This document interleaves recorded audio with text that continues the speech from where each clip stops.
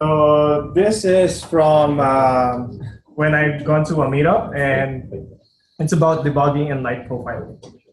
Yeah. So am I thinking the right way? That's it. And things first. What's bugging you, right? What are bugs? Basically, those things that when you're trying to fix your code, they multiply. Those are bugs. Okay. So because I think everyone knows what bugs is. And one thing that the speaker emphasized, she's a principal program manager in Microsoft. She really emphasized the brain as the most important debugging tool. So here's a meme just to take your attention. So it means that even though you're so experienced, if you don't use your brain, you're gonna end up pretty bad in your debugging. So next. So that's why she emphasized that you must break up on how your brain thinks. Your brain has a tendency to follow the idea or the bug. And the problem with that is if you try following the bug, especially in a very, very big code base with a lot of different dependencies, you follow that, and you follow that, and you end up nothing. Because the bug is in another code, right? So you have to be careful of that and fall into that rabbit hole. So how to unlock that? So she said that you must disapprove your thoughts. And disrupting your thinking, let's say, oh, I know it's gonna, no, disrupt it first. And there's a reason for that. So first, look where the bug, where it isn't. And disapprove your best idea to deal with your confirmation bias, meaning, oh, I'm experienced, I know it's gonna be here, but why is it not here?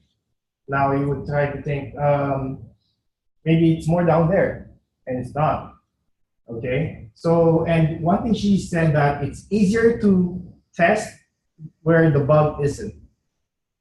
And next. So she made us a very simple mental exercise for the group. And I would also show you the result of the audience of what they said. So basically the case study was you have an input field and it's empty. So right now anyone can just say whatever. What do you think happened? Any guess? I mean, there's a field and it's empty and it should be returning something. That's just a generic thing. So you can have a lot of guesses. We're debugging now. No return. Sure. What else? No value. No value. Maybe you grab the wrong, variable name. Yeah. Anything else? You enter the system.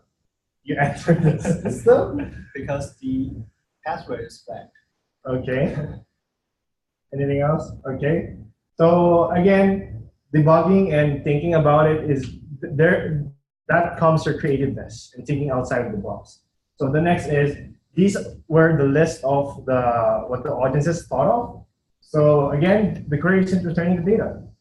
The data isn't in the database. It's not copied to the model. The font color is the same as the background color, right? Formatting problem between the database and the UI. There's a masking problem. I kind of don't know what masking, I forgot to look at on that one. Data binding problem. Database connectivity problem. Not connecting your MySQL or whatnot. Not running the client code. And lastly, it was never input, right? So, thing is, people try to think, and let's say they said data binding problem, and they thought of a lot of things. Oh, let's debug this, and you would have experienced audience members like, oh, it could be this, it could be that, it could be this. But what she said is, oh, but in my case, I said the problem was in the font color. You should have checked that the first time around. It's easy, very fast, right? You can just inspect element. So now you would see that you can fall into the rabbit hole without checking things that you can easily check very fast. Yeah, that's why you did a lot of tests before you came to this conclusion. Waste of time, right? And that's about it. That's a speaker. You can find her on LinkedIn. I think she's an author in a blog. she did more in-depth talk about more of like profiling too.